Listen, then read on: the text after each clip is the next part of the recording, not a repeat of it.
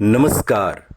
आप सुन रहे हैं द बॉलीवुड रेडियो और मैं हूं आपके साथ आकाश।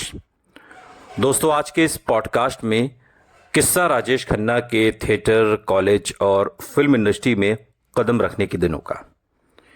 कॉलेज के दिनों से ही जतिन यानी कि राजेश खन्ना का एक अजीज दोस्त था गुरनाम। यही गुरनाम जतिन यानी कि राजेश खन्ना के स्टार बनने के बाद उसके बेहद करीब रहा और बतौर मैनेजर और सेक्रेटरी उसके कामों को सालों तक संभालता रहा। कॉलेज के दिनों में गुरनाम की भी थिएटर में काफ़ी रुचि थी और गुरनाम का एक दोस्त था प्रशांत कुमार रॉय।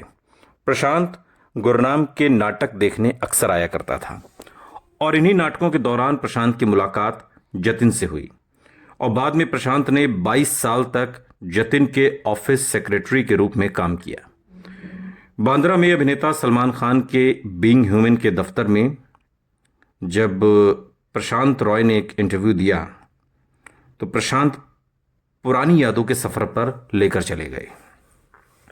प्रशांत के मुताबिक गीता बाली से जुड़ी घटना के बाद जतिन वापस अपने नाटक के रिहर्सल में डूब गया था। नाकामी की बातों से अपना जहन हटाने के लिए उसने दिन रात नाटक की तैयारी में खुद को व्यस्त कर लिया और जल्दी ही एक इंटर कॉलेज प्रतियोगिता होने वाली थी और जतिन वीके शर्मा के एक नाटक में एक अहम रोल करने वाला था। प्रशांत बताते हैं कि जिस दिन उस नाटक का मंचन था उस दिन कॉलेज के एक प्रतिद्वंदी ग्रुप से जतिन की किसी बात पर बहस हो गई और इस झगड़े का बदला लेने के लिए उन लोगों ने जतिन का नाटक बर्बाद करने की योजना बनाई। उस शाम नाटक शुरू हुआ और जैसे ही जतिन की एंट्री हुई उसी पल जतिन पर केले के छिलकों और अंडों की बौछार कर दी गई। जतिन हैरान होकर बस मंच पर जड़ गया और नाटक वहीं रोकना पड़ा और इसके बाद दोनों ग्रुप भिड़ गए और फिर नाटक रद्द हो गया। प्रशांत बाद के दिनों में उस इंटरव्यू में याद करते हुए बताते हैं कि काका जी मंच से पीछे आए और वीके शर्मा के गले लगकर फूट फूट कर रोने लगे। वो बार बार कह रहे थे कि उन्होंने इस नाटक के लिए दिन रात मेहनत की थी, वो सब बर्बाद हो गई। वो रोते हुए बोले कि मैं इतनी मेहनत करता हूं फिर भी लोग मेरा काम क्यों बिगाड़ते हैं, मेरे सपने कभी पूरे नहीं होंगे क्या।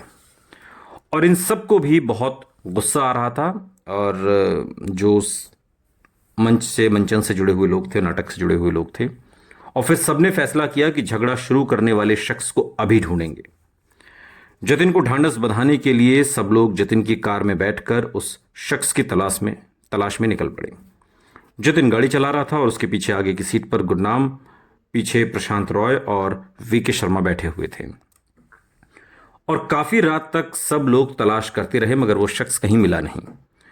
लेकिन इस ड्राइव के दौरान हुई बियर, मस्ती और बातचीत ने जतिन के मन के बोझ को हल्का कर दिया।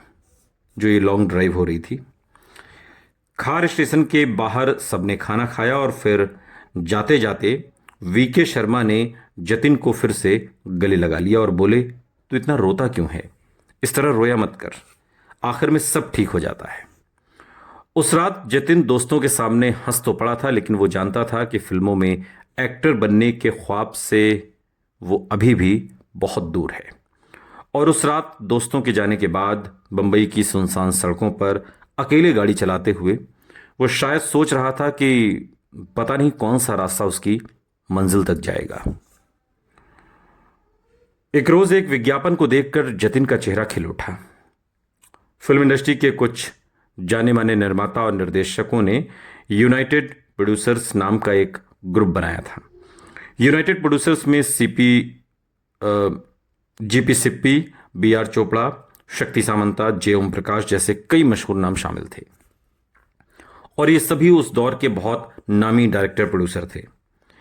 और उस दौर में ही चूंकि ये यूनाइटेड प्रोड्यूसर्स नाम की जो ग्रुप था इसने कंपटीशन रखा था और तमाम बड़े लोग इसमें आए हुए थे जो आज बाद में बड़े बने, तब वो कुछ नहीं थे। और अब टाइम्स ऑफ इंडिया ग्रुप के साथ मिलकर यूनाइटेड प्रोड्यूसर्स नए अभिनेताओं की तलाश करने के लिए एक टैलेंट हंट आयोजित कर रहा था, United producers film fair talent Hunt contest.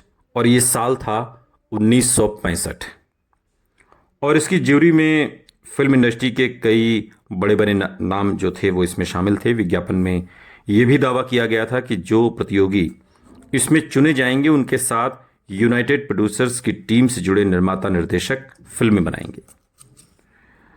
Anju, जो तब तक राजेश खन्ना की करीबी दोस्त थीं, अंजू जतिन के अंदर की कशमकश से वाकिफ थीं। प्यार से वो उसे जस्टिन कहकर पुकारती और जतिन उसे निक्की कहकर बुलाता। दोनों बेहद करीब आ चुके थे और जतिन के एक करीबी दोस्त बताते हैं कि इस टैलेंट हंट में तस्वीरें भेजने के लिए अंजू ने ही राजेश खन्ना से कहा था। हजारों नौजवानों के साथ जतिन ने भी बड़ी उम्मीद से वो फॉर्म भरा और अपनी कई बेहतरीन तस्वीरें खिंचवा कर भेजी। और कुछ दिन बाद खबर मिली कि उसे आखिरी राउंड के लिए शॉर्टलिस्ट कर लिया गया है। और ये खबर सुनते ही उसकी खुशी का ठिकाना नहीं था। जैसे जैसे आखिरी राउंड का वक्त नज़दीक आ रहा था, उसकी घबराहट बढ़ती जा रही थी। उम्मीद के इस मोड़ तक वो पहले भी कई बार पहुंच चुका था। हर बार उम्मीद बिखर गई थी और दिल में एक अजीब सा डर था जिसे वो किसी के साथ बांट नहीं रहा था। वो खामोश रहने लगा। इंटरव्यू की भी वो खास तैयारी नहीं कर रहा था। हारने के डर से उसकी नींदें उड़ी हुई थीं। ये आखिरी मौका है और अगर मैं यहाँ कामयाब नहीं हुआ तो फिर सब खत्म। ये बातें लगातार उसे कचोट रही थीं। उसने थिएटर के दौर के साथी हरिदत्त से भी ये बातें कही थीं। और इन्हीं दिनों एक शाम अपने स्कूटर पर वो ईरानी होटल पहुंचा और यहीं उसकी मुलाकात हरिदत्त से हुई। हरिदत्त को मालूम था कि जतिन को आखिरी राउंड के लिए चुन लिया गया है और उसे परेशान देखकर हरिदत्त ने पूछा कि तैयारी कैसी चल रही है। बाद के दिनों में हरिदत्त एक इंटरव्यू में बताते हैं कि इस सवाल पर जतिन की आंखों में अचानक आंसू भर आए। गला रुंध गया और वो बोला, यार अगर इस कंपटीशन में सिलेक्ट नहीं हुआ तो मेरा क्या होगा? मैं किस मुंह से बाऊजी और चाई जी के सामने जाऊंगा? वो शाम याद करते हुए हरिदत्त जैसे उन्हीं पलों में पहुंच जाते हैं। वो दोस्त था अपना। मैंने ढांढस बंधाया और कहा कि तू फिक्र मत कर। फिर भी जब उसका मूड ठीक नहीं हुआ तो मैंने अपनी जेब से 1 रुपया निकालकर जतिन के हाथ पर रखा और कहा, जा, मैंने तुझे अपनी नई फिल्म के लिए बतौर हीरो साइन किया। हालांकि उन दिनों मैं भी स्ट्रगलर था, लेकिन मेरी बात सुनकर जतिन बहुत जज्बाती हो गया और फिर उसने मुझे गले से लगा लिया। रिहर्सल के दौरान थिएटर के दोस्तों ने भी ढांढस बंधाया, लेकिन दिल ही दिल में जतिन जानता था कि उसके दोस्तों को भी ज्यादा उम्मीद नहीं कि वो इंटरव्यू में कुछ कर पाएगा। वो अब तक थिएटर में भी कुछ खास कमाल नहीं कर पाया था और एक पल को लगा कि वो बेकार ही एक्टर बनने का सपना पाल बैठा। इस ख्याल ने उसकी बेचैनी और ज्यादा बढ़ा दी। कश्मकश में दिन बीतने लगे और इंटरव्यू से पहले वाली रात थी। वो अपने कमरे में अकेला बेचैनी से करवटें बदल रहा था। सोने की सारी कोशिश कर रहा था मगर नींद मीलों दूर थी। दिमाग में ख्याल बेहद तेज रफ्तार से दौड़ रहे थे। अभी नहीं तो कभी नहीं। फिर उसने खुद को समझाया कि आखिरी राउंड तक पहुंच चुका हूं तो ज्यूरी ने कुछ तो मुझ में अच्छा देखा ही होगा। उसे मालूम था कि सुबह इंटरव्यू में इंडस्ट्री के बड़े बड़े नाम शामिल होंगे। शायद अपने ख्यालों में वो अंदाजा लगाने लगा कि किस शख्सियत से कैसे बात करेगा। उनके बारे में उसने सारी जानकारी इकट्ठी कर ली।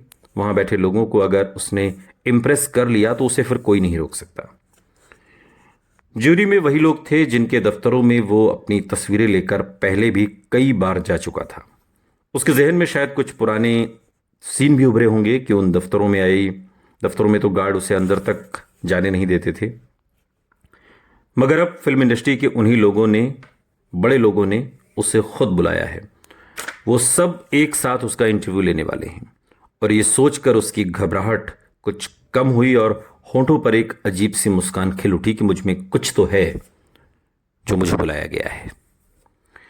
वो बिस्तर पर लेट गया और सोने से पहले प्रार्थना के लिए आंखें बंद कर ली और अचानक उसे महसूस हुआ जैसे वो पाकिस्तान के गांव धपालपुर में पहुंच गया है, अपने कुल देवता के मंदिर के सामने, जहां बचपन में उसका नामकरण संस्कार हुआ था।